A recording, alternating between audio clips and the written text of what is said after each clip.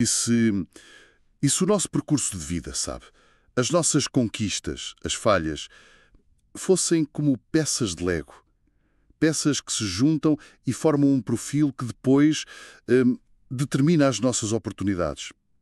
É uma ideia que dá que pensar, não é? Bem-vindos a mais uma análise aprofundada. Hoje vamos explorar uma proposta que nos chegou através de certos de um artigo. Chama-se A Meritocracia é um Lego sobre você e sobre todos os outros também. Foi publicada em 2018 por Edson Zogby.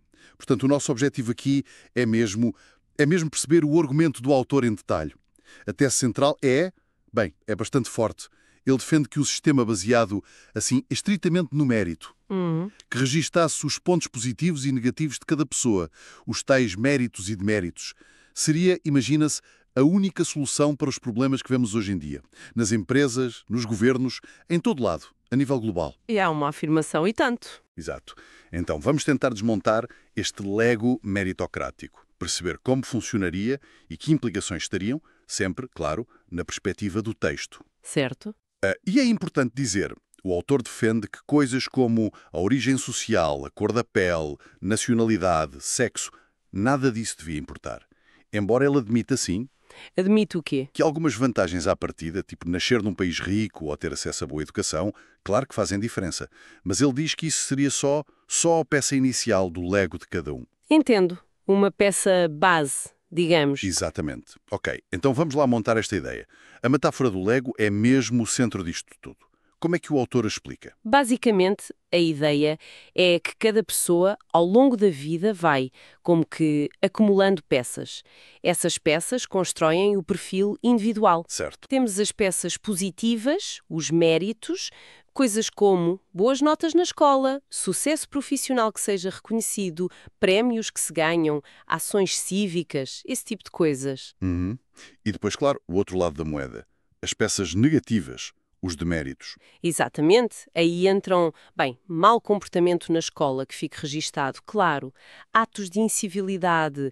O autor dá exemplos como vandalismo. Pois. Infrações de trânsito que se acumulam, multas, ocorrências, fuga aos impostos que seja comprovada. E, num patamar mais sério, claro, o registro criminal. Portanto, um conjunto de peças boas e más. Isso mesmo. E este conjunto formaria o tal Lego pessoal.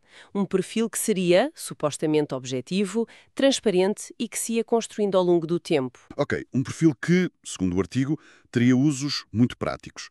Como é que isso funcionaria no dia a dia? O texto dá exemplos bastante concretos. Na política, por exemplo, um cidadão que tivesse um Lego cheio de deméritos. Sim. Imagine, muitas multas de trânsito, talvez, condenações por fraude fiscal ou até mesmo um registro criminal. Essa pessoa seria, à partida, considerada inadequada para cargos públicos. Que tipo de cargos? Qualquer um. Vereador, deputado, presidente.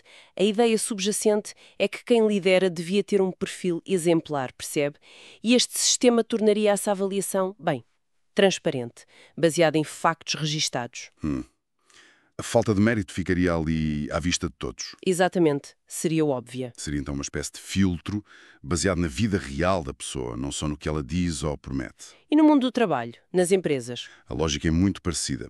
Pensa em dois candidatos a um emprego, ambos com qualificações académicas semelhantes, equivalentes. Ok. O fator de desempate poderia ser o leque pessoal. Aquele candidato com um histórico de vida com menos deméritos teria vantagem, teria preferência. Quer dizer que o registro de comportamento de responsabilidade ao longo da vida passaria a contar oficialmente. Sim, teria um peso formal na seleção.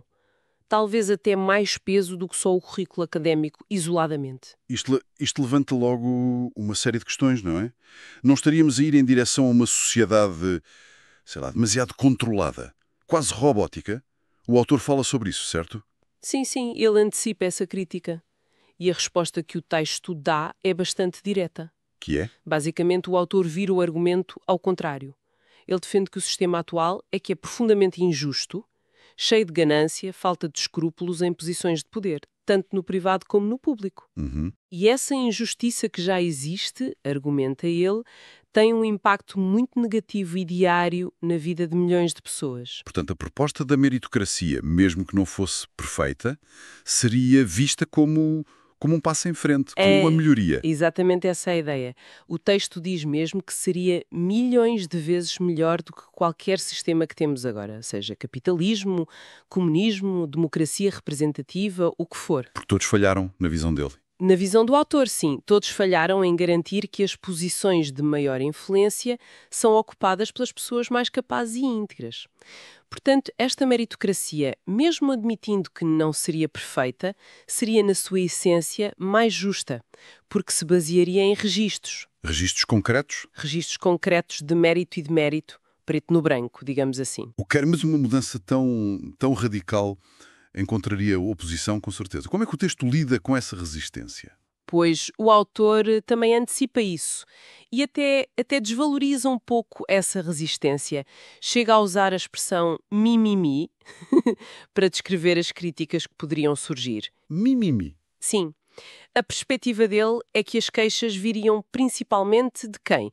De quem beneficia do sistema atual como ele está, Ou então de quem não estaria disposto a esforçar-se para acumular méritos neste novo sistema. Ele até sugere que alguns poderiam usar os seus deméritos como uma forma de navegar o sistema atual em benefício próprio. Ou seja, a meritocracia é apresentada quase como lógica pura. Quem é que se oporia a um sistema transparente e justo? A não ser, claro, A não ser quem tem algo a perder com essa transparência, não é? É essa a provocação que o texto faz. Apresenta a ideia como tendo uma lógica quase inatacável. E depois questiona, quem teria medo disto? A implicação é clara. quem prefere a opacidade atual. Para manter privilégios ou esconder falhas. Exatamente. Mas, ainda assim, fica uma dúvida. Um sistema tão focado em regras, em registros, não acabaria por penalizar a inovação? Aquela coisa de quebrar regras de forma construtiva? Sabe? A transgressão positiva que muitas vezes leva ao progresso? O autor tenta acalmar essas preocupações. Ele afirma que o sistema não teria como objetivo inibir a criatividade ou o pensamento original, as atitudes de vanguarda. E como é que ele justifica isso? Ele até cita o empreendedorismo como prova de que haveria espaço para o novo. A ideia não seria criar conformismo, seria antes garantir que a responsabilidade e o poder fossem atribuídos com base num histórico. Um histórico comprovado de contributos positivos versus negativos. O foco principal seria na adequação da pessoa para posições que tenham um grande impacto na sociedade. Percebo. E isto liga-se diretamente ao problema central que o autor vê nos sistemas atuais, certo? A questão de quem realmente detém o poder. Precisamente. O diagnóstico que o texto faz é que as estruturas de poder, tanto públicas como privadas, estão muitas vezes nas mãos de pessoas que ele considera despreparadas. Despreparadas como... Bem, ele fala de populistas carismáticos, mas sem conteúdo real, figuras que são fabricadas pelos mídia, ou então indivíduos que só são movidos pela ambição pessoal sem ética. Ele chama-lhes alpinistas, em relação aos deméritos. E é aqui que entra uma das críticas mais fortes do texto, não é? Dirigida ao próprio sistema democrático como o conhecemos. Sim, e isso é fascinante. A forma como o autor questiona diretamente o mecanismo do voto por maioria simples. A regra dos 50% mais um voto para decidir quem governa. Ele vê isso como uma falha fundamental. Uma falha? Porquê? A tese dele, que é bastante controversa, é que nenhuma sociedade atual teria de facto 50% da sua população com aquilo a que eles chamam alto nível de discernimento. E o que é que isso implica? Implica que essa maioria não seria capaz de fazer escolhas verdadeiramente qualificadas para a liderança. E o resultado disso, segundo essa visão, seria o quê? A perpetuação Da mediocridade. Exatamente. Líderes medíocres escolhidos por uma maioria numérica que também é definida como medíocre, em termos de capacidade de avaliação crítica. Ele dá algum exemplo para ilustrar isso? Sim, ele compara a situação a eleger os representantes de turma na escola com base nas notas medianas, em vez de escolher os melhores alunos. Argumenta que um sistema assim desincentiva a busca pela excelência, o esforço, a vocação. Promove um nivelamento por baixo. Exatamente. É uma crítica bastante radical aos resultados práticos da democracia como a temos hoje.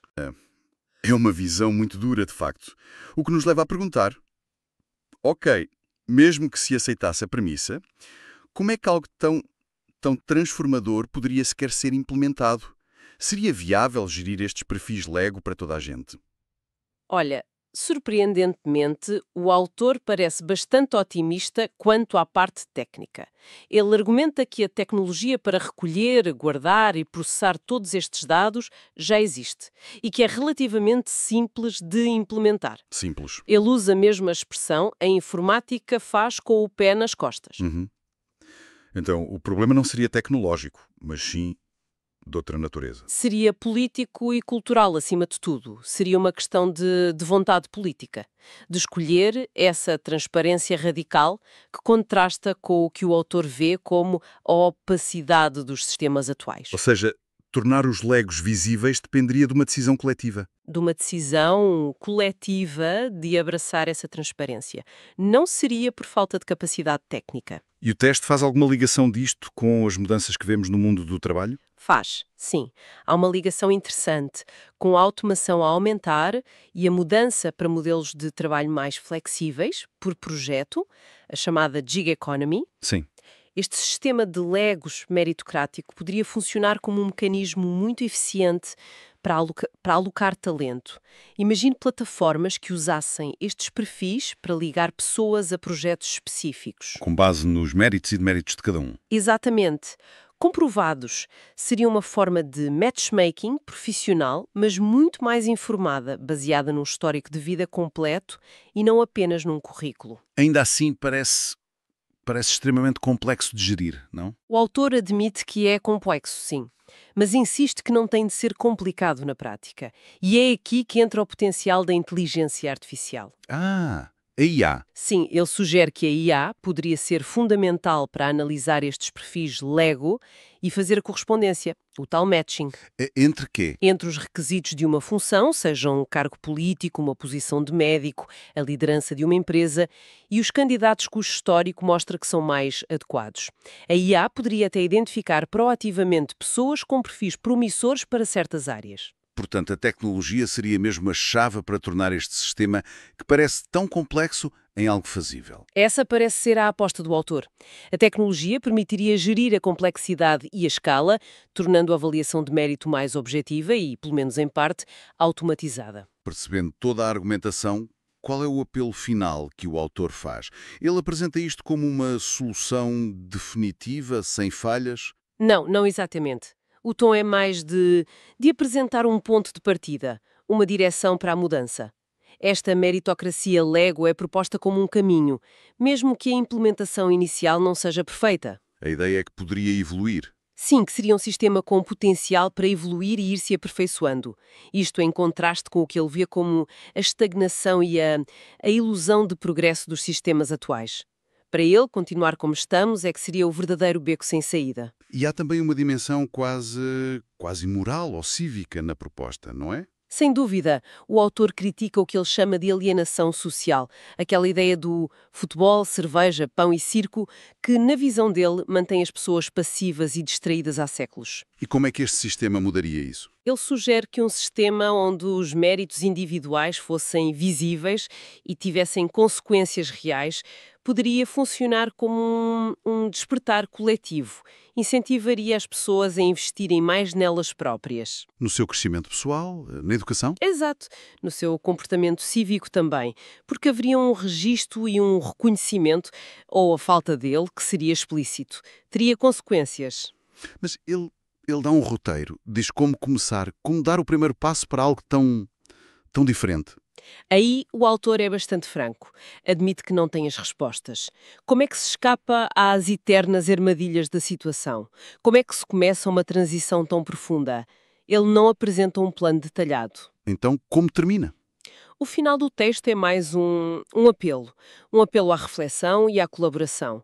Um convite para que todos pensem sobre estas questões e procurem caminhos. Bem, acho que chegamos ao fim desta nossa análise aos argumentos do Edson Zogby. Recapitulando muito brevemente, a proposta central é a de um sistema radicalmente meritocrático.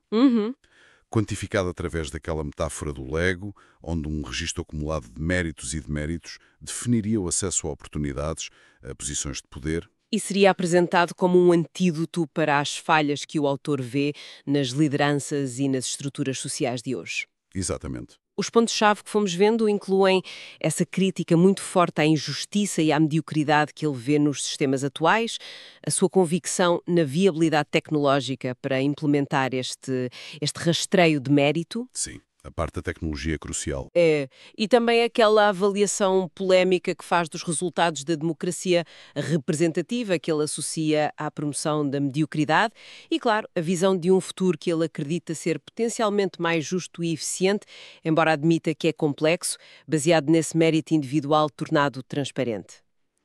O artigo original, como disse, termina com aquela pergunta: como anda seu leigo? Pegando nessa provocação e para fecharmos a nossa conversa, talvez deixar uma questão no ar. Sim. Se pensarmos nesta ideia de um lego de méritos e deméritos, que sistemas ou plataformas que usamos hoje em dia já fazem algo parecido? Mesmo que de forma mais sutil ou fragmentada. Pontuações de crédito, talvez, reputação em plataformas online. Exato. Sistemas de avaliação no trabalho. Até a nossa pegada digital, de certa forma. A questão é, o que aconteceria se essa monitorização se tornasse explícita, centralizada e com consequências diretas, como propõe o autor? Como é que isso mudaria o nosso comportamento individual? E as expectativas que temos uns dos outros enquanto sociedade? Fica de facto a reflexão.